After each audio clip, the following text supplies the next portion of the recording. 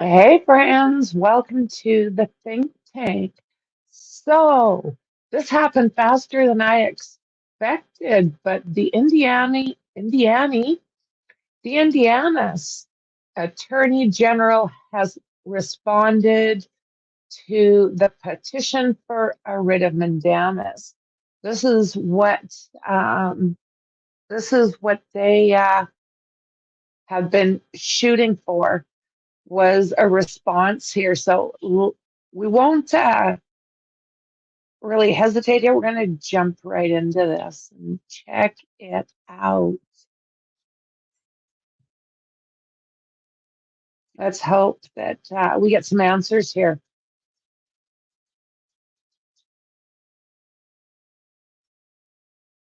So, Shauna, literally, well, stealing? Murder's case, we are expected the judge to tell the Supreme Court why she should not be. Ultimately, the Supreme Court will have to decide whether it does get involved or whether It's a case that will determine whether defendant Richard Allen is found guilty of murdering teenagers Abby Williams and Libby German back in 2017. Now, in the last hour, both the judge and the attorney general weighed in. We've got senior investigative reporter Bob Siegel joining us now to kind of break some of this down. Yeah, so just in the last hour, both the judge, like you said, and the AG weighed in, and we're still waiting to see the judge's response. That literally was filed with the Supreme Court in just the last 15 minutes. But I just read the Attorney General's office. They filed a brief, and the AG's office says it does not think the Supreme Court should get involved in the Delphi case. I'll explain why in a moment. First, let's get up to speed on why the Delphi defendant is taking his case to the Supreme Court in the first place. Okay. Court to intervene and to do three things. They want this. About an hour ago, it says the request that the Supreme Court reinstate Baldwin and. Okay, let's do this. I am just gonna not do that part. Let's read it together. I think that's what we should do. Doodaloo, doodaloo. And then we'll see if he's going to teach us anything we don't know. All righty. So the Indiana Supreme Court, State of Indiana, ex-realtor Richard Allen. I think that's what the EX, but realtor anyways. So this is versus the Carroll County Circuit Court and the Honorable Francis C. Gull, Special Judge. Uh-oh. Table of contents. It's going to be a long one.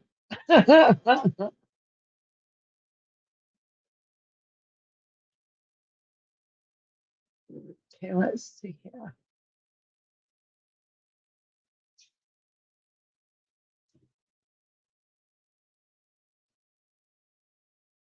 So Indiana Attorney General Todd Rokita, pursuant to Rule 3F of the Indiana Rules and Procedures for Original Actions, files his response to Allen's verified petition for writ of mandamus and prohibition. So, background. In 2017, two girls were deleted near the Monon High Bridge Trail in Delphi, Indiana. Richard Allen was charged with the M's on October 28, 2022. On November 14th, 2022, Special Judge Francis Gull appointed Bradley Rossi and Andrew Baldwin to represent Allen. In October 2023, discovery subject to protective order was leaked to the public. On October 12, 2023, Attorney Rossi wrote to the court acknowledging that the defense team was the source of the leak and arguing that disqualification of attorneys Rossi and Baldwin was not appropriate. Judge Gull set a hearing for October 19th to discuss the upcoming hearing on October 31st, 2023, and other matters. which have arisen. Baldwin had retained an attorney for the hearing, and that attorney filed a memorandum regarding possible disqualification or sanctions. So let's put a face to our names, right? So here we've got Bradley on the left, and the right is Rosie. Of course, up top is Judge Francis Gull. And then below there is Richard Allen, possible criminal. Okay, here.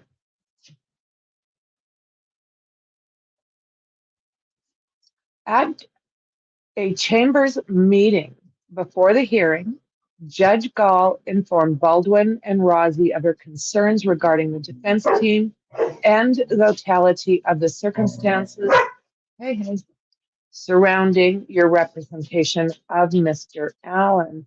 Judge Gall outlined her concerns. Improper comments to the public after stating they would not talk about the case. Baldwin and Rosie issued a press release that was potentially violative of the ethics rule. Conflict of interest. Rosie filed a tort claim on behalf of Allen against the DOC.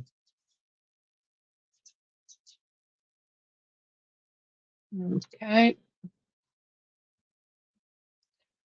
Protective order violation. Baldwin negligently released discovery to Brandon Woodhouse, who disseminated it to the public. Baldwin did not alert the court or the state of the release, filing motions with inaccuracies and falsehoods. The pleadings regarding the safekeeping Allen in the DOC contained proven false information. Protective order violation. Baldwin was the source of more leaked discovery, which spawned a criminal investigation and may have resulted in someone taking their life.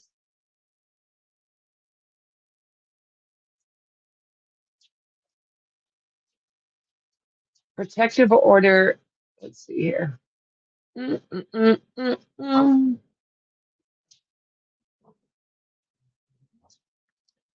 Judge Gull found that Baldwin and Rosie had demonstrated gross negligence and incompetence in representing Allen. Judge Gull then stated that she did not want to say this in open court, but would if she had to. Judge Gull confirmed that Baldwin and Rosie did not withdraw. If they did not withdraw, Baldwin and Rosie would then, let me see here, guys, I lost myself. The dogs are giving me a hard time. So, Judge Gall stated she did not want to say this in open court, but would if she had to. Jazzy. Judge Gall confirmed that if Baldwin and Rosie did not withdraw, she would remove them. After consultation with Allen, Baldwin and Rosie chose to withdraw. When withdrawing their appearances, Baldwin and Rosie claimed that it was unfair because they were forced between being accused of a misconduct in open court or withdrawing. In open court without Baldwin and Rosie present, Judge Gall announced that they had withdrawn. So I don't know, is this got anything to do with the need for power, or what are you guys thinking about this? So here we've got on the far right is, oh my word, Baldwin on the left.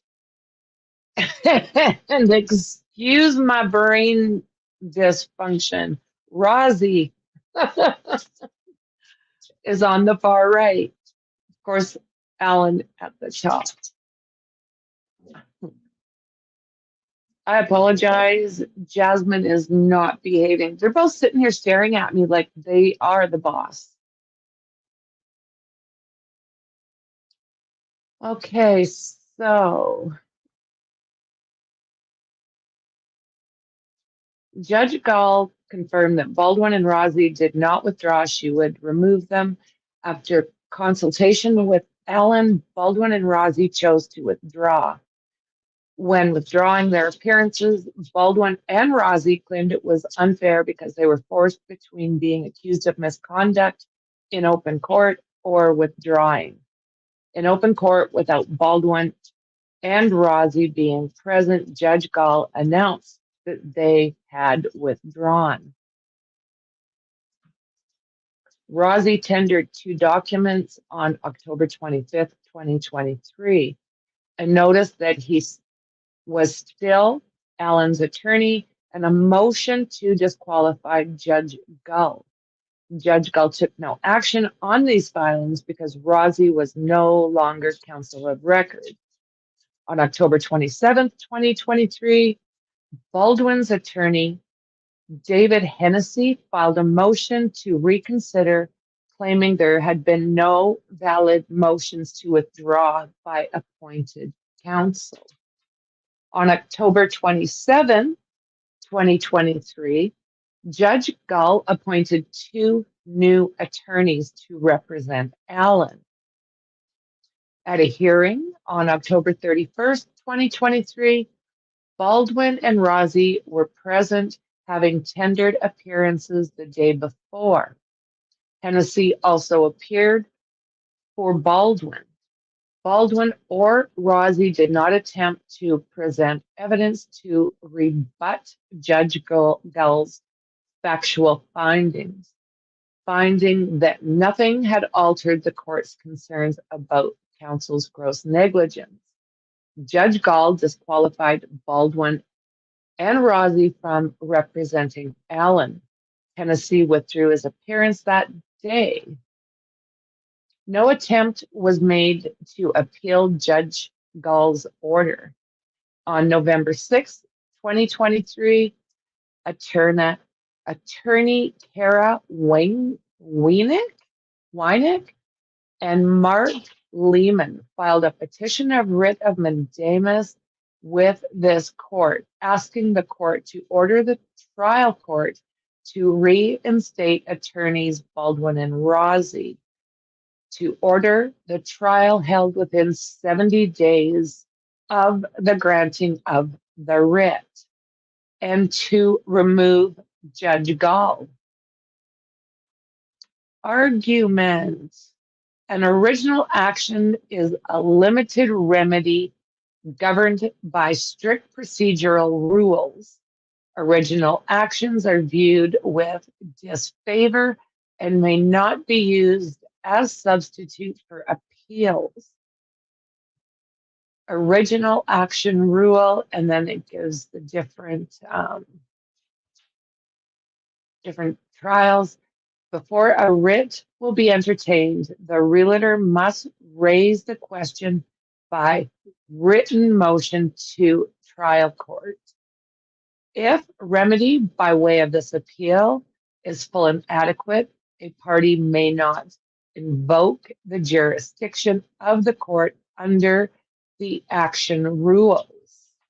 A writ of mandamus will not issue unless the realtor has a clear and unquestioned right to relief, and the respondents have failed to perform a clear, absolute, and imperative duty imposed by law. Wow. Jeez.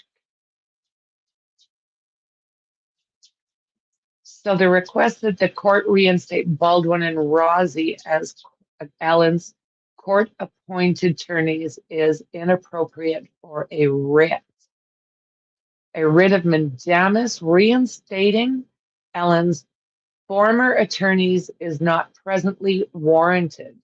The conditions precedent for a writ are not satisfied as the claim was not clearly presented to the trial court, and a remedy by appeal is adequate. Even where the court to review the merits of Allen's request, the record is not sufficiently developed for the court to resolve the question. Oh la la. You guys.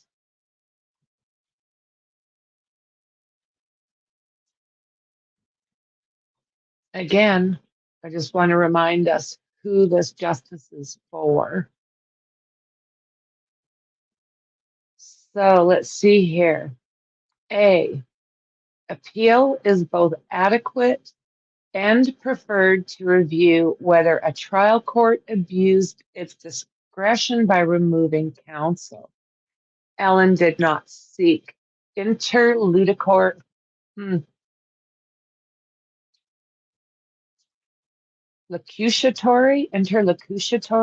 appeal of either the trial court order granting withdrawal of counsel or its subsequent order declining to allow counsel to appear pro bono.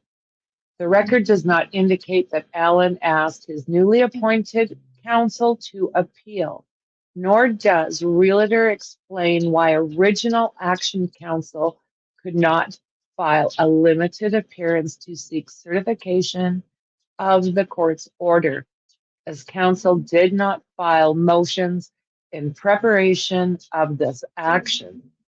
The writ of mandamus cannot be used as a substitute for appeal. So what, is this what it's sounding like to you guys? They're saying that they should have appealed this?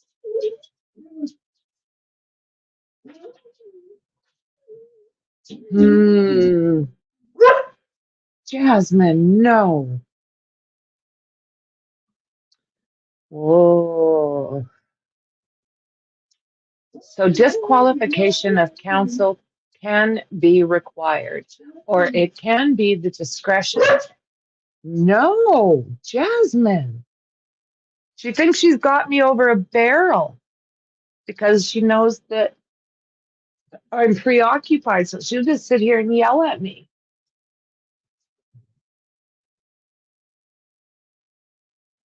Yeah, Jazzy's being snazzy all right there, Dandy. Hi.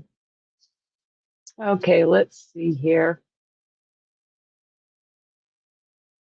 An action for mandate cannot be employed to adjudicate and establish a right or to define and impose a duty. Though this court has reviewed disqualification of counsel through original actions, the court has not issued a writ to reverse a trial court's discretionary removal of counsel, but has issued writs where counsel's continued representation exceeded statutory authority.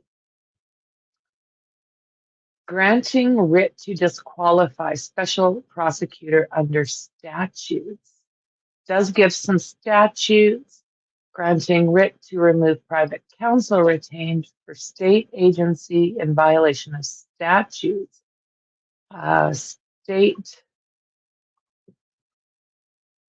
State Axel Jones versus Knox Super. Denying writ to reinstate disqualified attorneys where attorneys requested to withdraw if not granted a certain motion. But appellate courts have reviewed discretionary removal of counsel through interlocutory appeal. Removal here was at the discretion of the trial court, so mandamus is inappropriate. Oh my word. Allen does not identify an absolute duty to reject counsel withdrawal or to permit them to reinitiate representation. Oh my my. Oh my my. This could be a long go. Ay, ay, ay, Chihuahua. The law does not place an absolute duty upon courts not to interfere with attorney-client relationship, but it bars arbitrary and unjustified interference. Allen contends that respondent acted to terminate the attorney-client relationship when she had an absolute duty to refrain from doing so. But Allen does not identify the origin of this absolute duty. Allen's brief does not contain the verbatim statement of the relevant parts of all cases, statutes, and other authorities relied upon, required by Rules Act R3B. Such a statement is necessary to define the source of and scope of the duty that Allen seeks to mandate. A trial court's authority to remove counsel is more nuanced and less absolute than Allen suggests. Ooh la la, guys. The right to choose counsel or continue representation is not absolute. The Sixth Amendment guarantees every defendant the assistance of counsel. Those who do not need counsel appointed also have the constitutional right to choose counsel. But indigent defendants do not have the right to choose appointed counsel. The United States Supreme Court has not recognized for appointed or retained counsel a distinct right to continuity of representation, and the court has rejected a constitutional right to a meaningful relationship with counsel. But the Sixth Amendment purpose of ensuring a fair trial imposes a baseline requirement of competence. Ooh, burn on whatever lawyer is chosen or appointed. Oof, duh. The right to choose counsel is not absolute, while the right to select and be represented by one's preferred attorney is comprehended by the Sixth Amendment. The essential aim of the amendment is to guarantee an effective advocate for each criminal defendant rather than to ensure that a defendant will inexorably be represented by the lawyer whom he prefers. But for retained counsel, courts must recognize a presumption in favor of the defense's counsel of choice. Indiana has not addressed whether the distinction between retained and appointed counsel alters a court's authority to substitute counsel, and authority is mixed in other jurisdictions. The Colorado Supreme Court recently upheld that indigent defendants have no constitutional right. Oh, boo.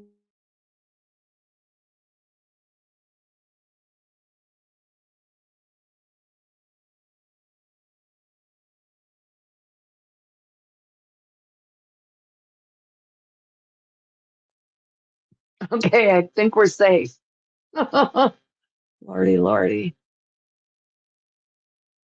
Let's see here. They have no constitutional right to continued representation by appointed counsel. The court found that any right to continuity of counsel must flow from the right to choose counsel, which indigent defendants lack. but the court recognized that indigent defendants have an interest in continued representation by appointed counsel if they can demonstrate that prejudice would result from substitution with a different court-appointed attorney. Trial courts must have great weight to a defendant's preference, whether requiring a presumption or weighty consideration.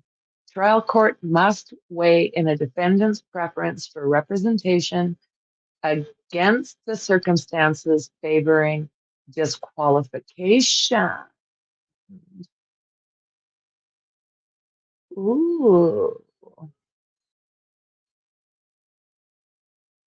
The right to counsel must be balanced with the need for a fair trial.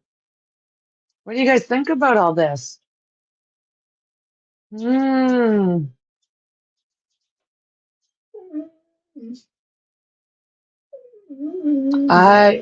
you kidding me, Jasmine? These poor girls, will they ever get justice? Oh la la. Okay, let's see here. The right to counsel must be balanced with the need for a fair trial.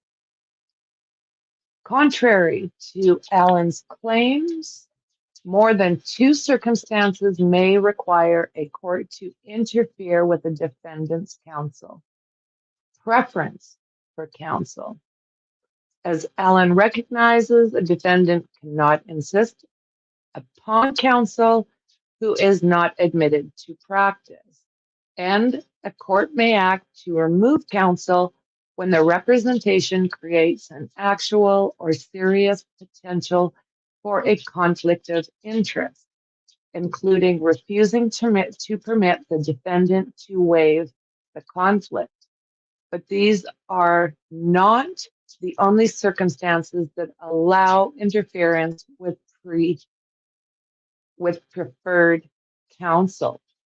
Counsel's conduct or personal circumstances may justify removal. Gross incompetence or physical incapacity of counsel or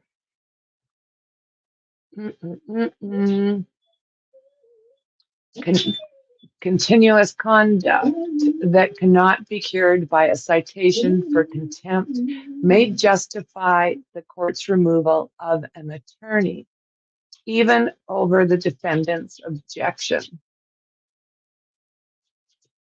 Well, guys. I mean, I'm sure these guys know the law.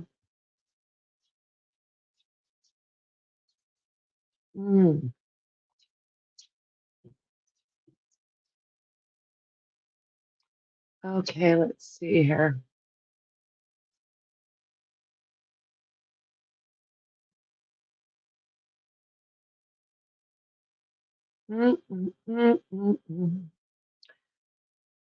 So that cannot be cured by a citation for contempt may justify the court's removal of an attorney, even over the defendant's objection. A trial court may disqualify an attorney for a violation of the rules of professional conduct that arises from an attorney's representation before the court. So I'm getting all this. Can somebody then please explain to me, if there's all of this difficulty, why are there guys like the oh my God, another blank, guys, the guy that drove through like the Christmas bunch, that, oh my God, that guy was batshit crazy. Oh my God, why is his name not coming to me? Because, you know, stop. Oh, what was that guy's name? Now it's yeah, Daryl Brooks. Thank you, Dandy. So if there's all of these problems, then how the living hell are people like Daryl Brooks able to defend themselves?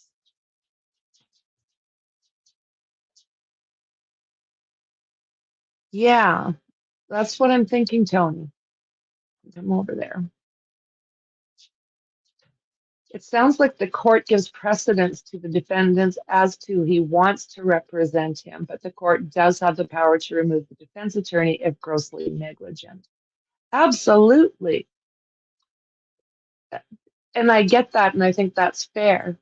But then again, how is Daryl Brooks able to, like a nut job like that, was able to, if an attorney is deemed incompetent, they can be removed. But I wouldn't really call Daryl Brooks competent. You know what I mean? I'm just trying to understand the situation more than anything else, because I do get really confused with the different laws in the different states.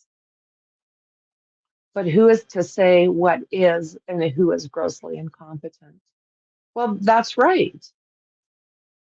I don't like you, so therefore you're incompetent? Lordy, lordy, lordy. Okay, let's see here. A defendant may not insist on counsel of an attorney who has had previous or ongoing relationship with opposing party, even when the opposing party is the government. Holding defense counsel should be disqualified where representation violated duty of conscience to former client, the state. The need for efficient administration of justice may require removal, finding no error in replacing preferred counsel who is indefinitely unavailable due to illness. And other rulings may deprive a defendant of his preference, while the denial of a continuance may infringe upon the defendant's right to counsel of choice. Only an unreasoning and arbitrary insistence upon expeditiousness in the face of justifiable request for delay violates the right to the assistance of counsel. Courts must also balance the need of the public and victims.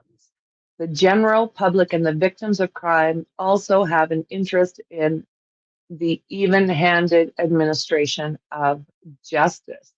Trial courts have the discretion to balance these interests with the defendant's desire to be represented by his preferred counsel. We reviewed the disqualification counsel for abuse of discretion, though varied interests may necessitate overriding the defendant's preference.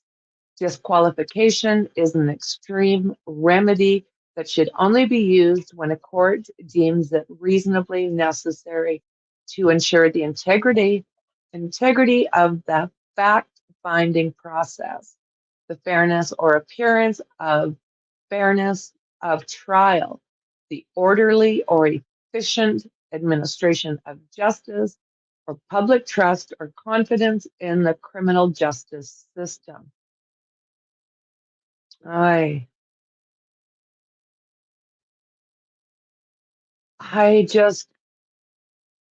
It's been such an ish show that truly, how with these players is there going to be trust?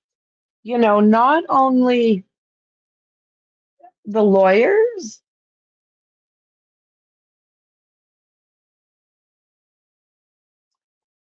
but the judge, you know,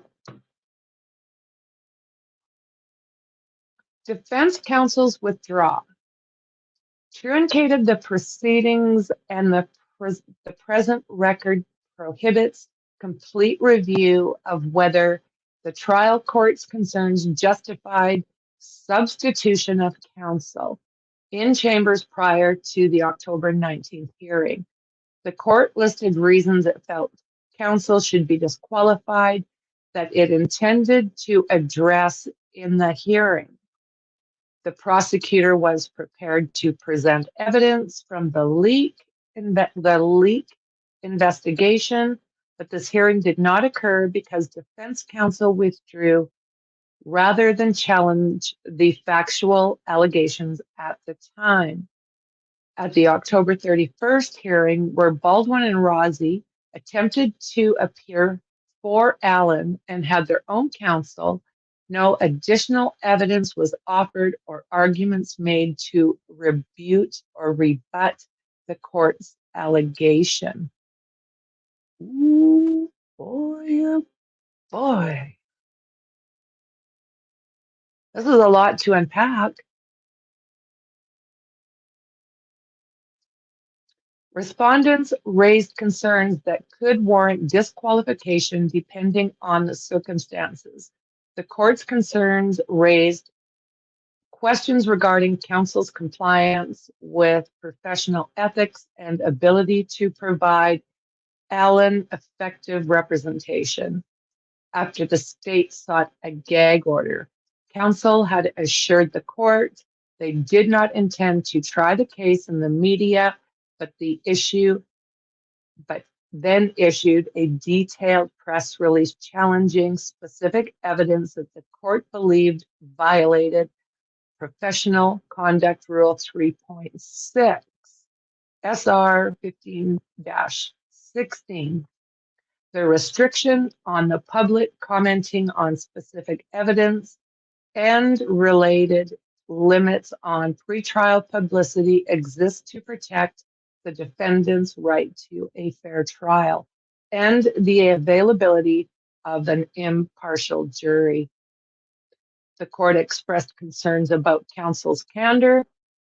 Baldwin informed no one that a defense outline had been sent to a third party for months until the state discovered it. The court noted prior findings appeared to make factual allegations without foundation, which were then disproven. This record does not contain the transcripts necessary to evaluate these concerns, but the concerns raise potential ethical issues and concerns for competent representation, noting attorneys may not false or mislead statements to the tribunal and that such conduct may be prejudicial to the administration of justice. Counsel's conduct would implicate a conflict of interest or endanger Allen's ability to secure an impartial jury. Defense counsel permitted 2 separate leaks of potential material, including graphic crime scene images. Public dissemination of graphic crime scene images could inflame prejudice against Allen. Sorry, I think I swallowed a fly.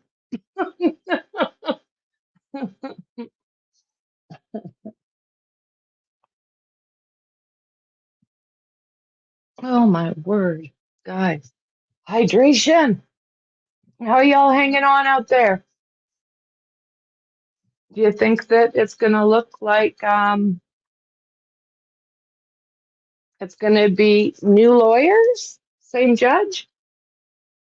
I don't know if that's what it is needing to look, but that's almost how I'm seeing it.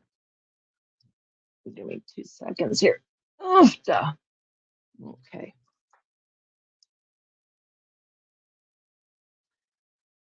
Oh la. Okay. A little bit of hydration.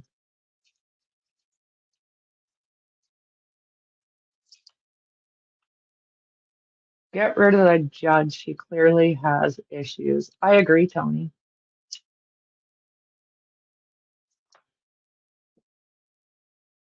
I'm going to pop over there.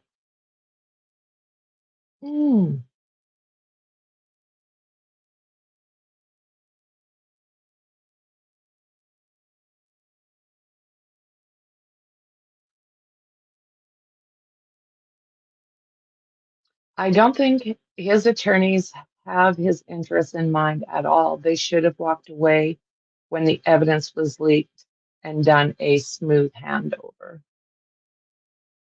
Her assumptions can't be placed above facts.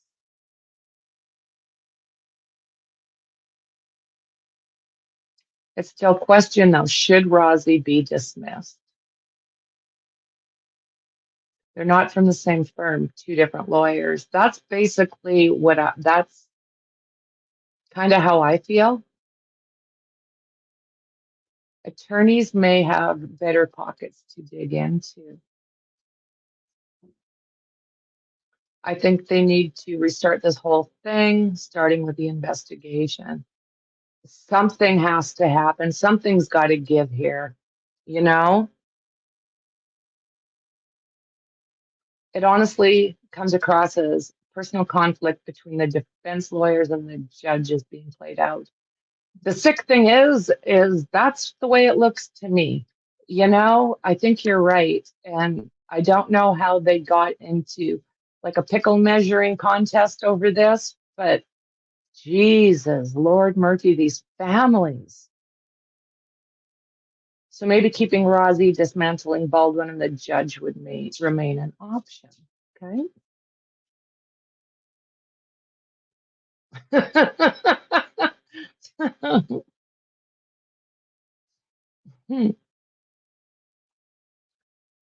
Get rid of that judge. She clearly has issues. Yeah. Judges are not used to being challenged. Well, you know, sometimes I think there's got to be more people challenging them, right?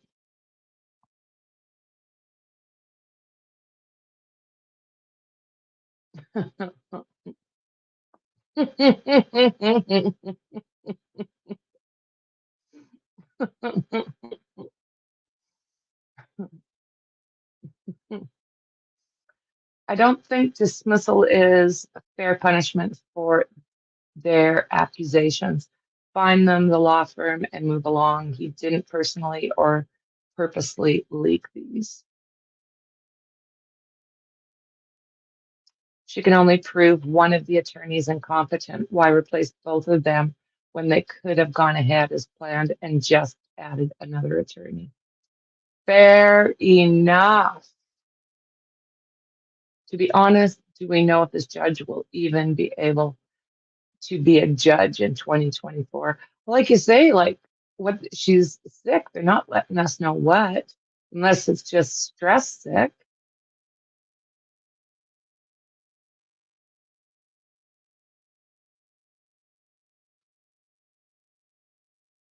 Ah, yeah, a retirement, right? Maybe a retirement is in order. Well said. Okay.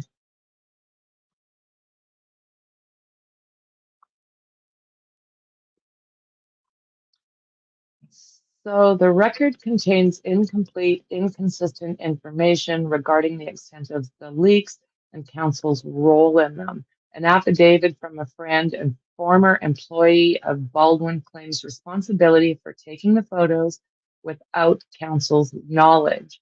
But a letter from counsel to the court indicates that counsel regularly consulted the same friend about the case and defense strategy. It's unclear whether the friend was given access to protected discovery or privileged information during these consultations. But I think they very much said no, right? Haven't they already said no? He went in there without anyone's knowledge. The record also does not reveal what law enforcement learned about the extent of the leak or counsel's role in it. And the investigation appears to be ongoing. Investigation into the potential liability for counsel's conduct during representation can give rise to a conflict of interest requiring removal. The court also expressed concern that counsel obtained a financial interest in the proceedings by filing a notice of tort claim related to Allen's pretrial confinement. Whether circumstances exist that would divide counsel's loyalty between Allen and their own interests is unclear. The hell? The record is also inadequate for full consideration of Allen's preferences. The record contains expressions of Allen's desires to retain Baldwin and Rosie after being informed of the leak, but the record does not show what Allen knew or understood regarding the leak. The court's other concern about counsel's competence, how those matters impacted his availability to obtain a fair trial, or the alternatives available to him. Taken as true, the existing assertions of Allen's preferences are insufficient to determine that he is making an informed decision. Ooh. The presumption of deference to the defendant's choice is strengthened by confidence that it is an informed and individual choice by the defendant. Inquiry and advisements from the court are needed to ensure Allen understands the risks and gains of his choice.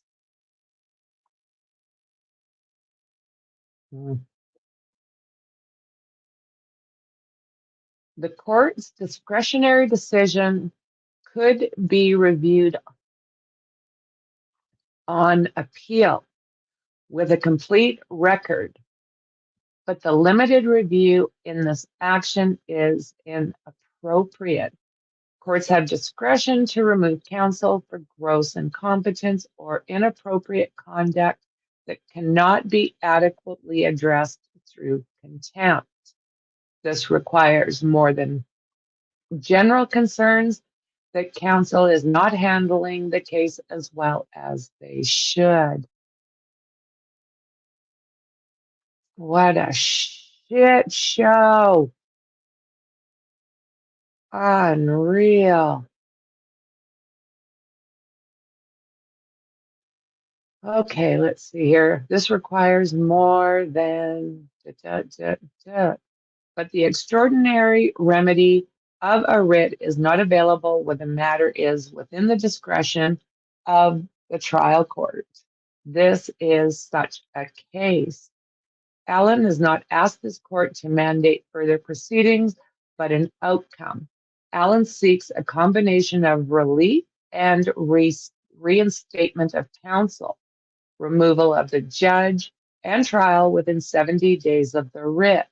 That would not permit respondent or successor judge to undertake further proceedings prior to trial. This is inappropriate to decide whether the trial court abused its discretion.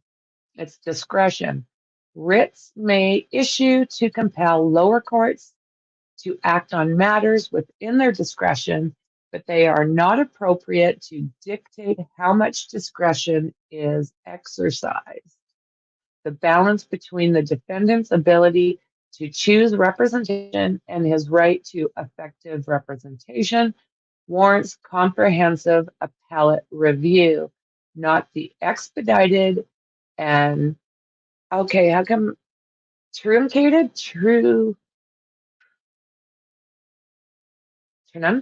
Okay, guys. Now,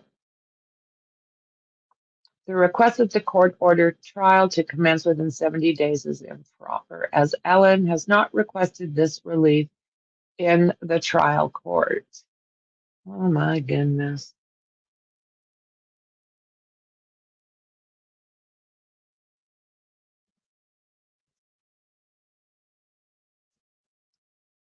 As his second request for relief, Allen asked the court to order his trial to commence within 70 days of the issuance of writ. Allen does not move for an early trial under Indiana Criminal Rule 4.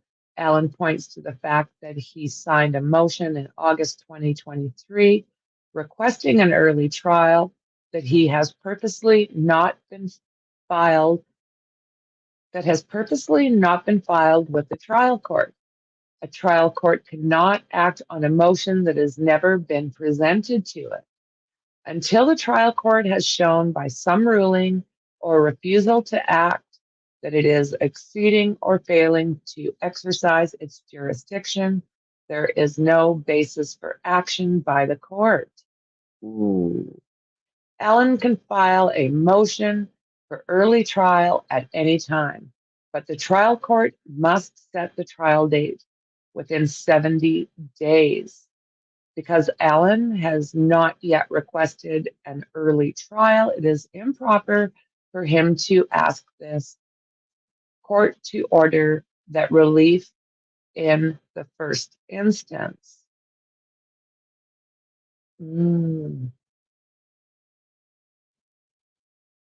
His third request for relief sought, Allen asks the court to remove Judge Gull and appoint a new special judge.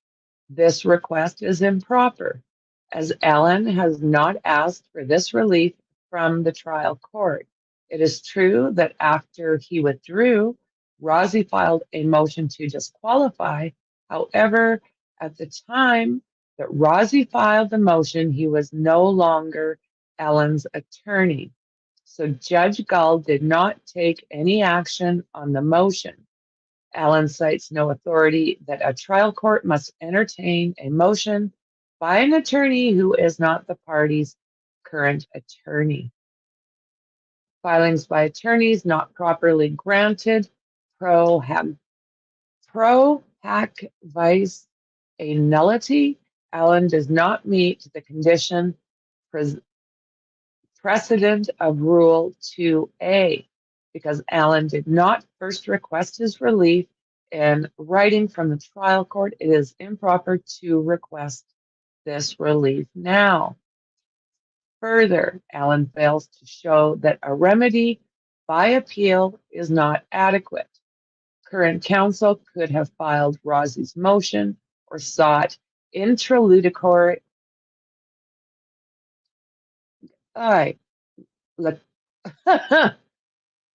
Look, I'm not even gonna. It's a cook.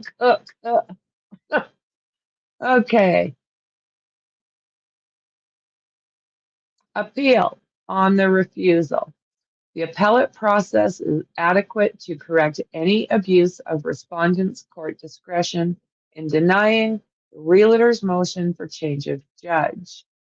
A writ is inappropriate because Allen has a remedy through the appellate process. He can file his motion for change of judge, and if denied, he can appeal that decision. Finally, Allen only points to the judge's ruling in this case to argue the judge is biased. This is not sufficient. The mere assertion that certain adverse rulings by a judge constitute a bias and prejudice does not establish the requisite showing a personal bias or prejudice. Even if properly before the court, this does not support a change of judge. Conclusion. Because the precise relief requested by Allen is not appropriate for resolution in this original action, the court should deny the writ. Respectively submitted, Theodore E. Rokita, Indiana Attorney General.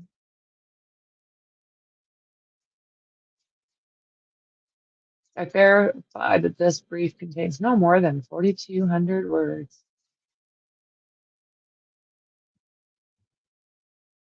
And I certify that on November 27th, 2023, I electronically filed the foregoing using the Indiana Electronic Filing System, IEFS, and that on the same date, the foregoing document was served upon counsel via IEFS.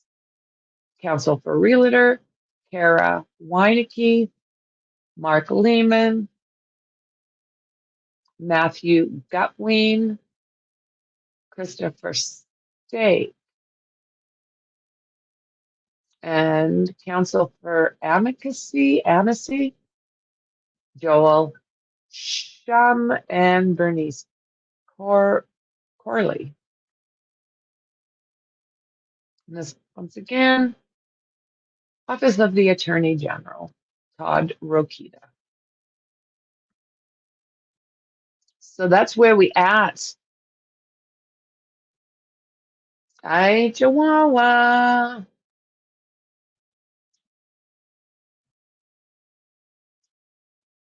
So because they can't resolve the issue within the trial, he has no right at all to contest the judge's decision. Well, it's not looking really great, is it? It's almost looking like they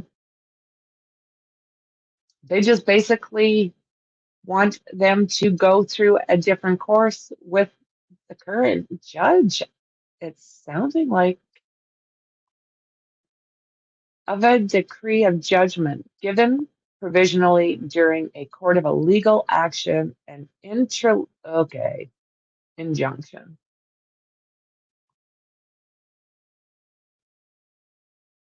So yeah,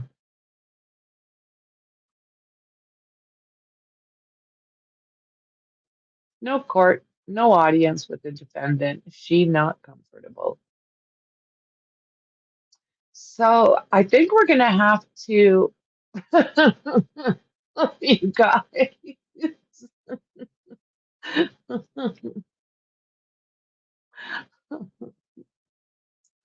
It is. It's. I don't even know what to say about all of that. It didn't sound like the defense.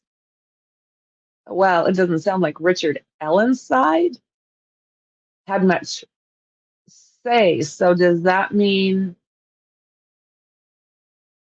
that they're still waiting to hear, or is this final? Yeah, on the plus side for Ellen, he's not Derek Chauvin. Yeah, it's all gobbledygook. Well said, Tony. That is exactly what it is.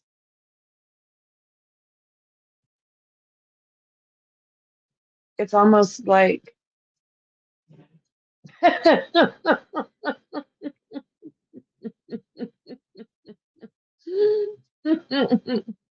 yeah, something like that. Something like that. It doesn't sound like it doesn't really sound like he's going to have any choice in who represents him at all. It sounds like it's possibly going to be back to Judge Gall and two new lawyers. And if that's the case, we are now looking at the trial in October of 2024. If there's anything else that pops out, because honestly, it almost seemed like Richard Allen didn't have much of a voice there. But I mean, it's the Attorney General, so I'm pretty sure they know what they're doing. It's just like, what the hell?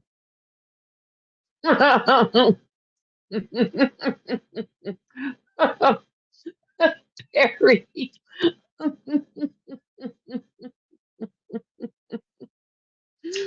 Mm. Hmm.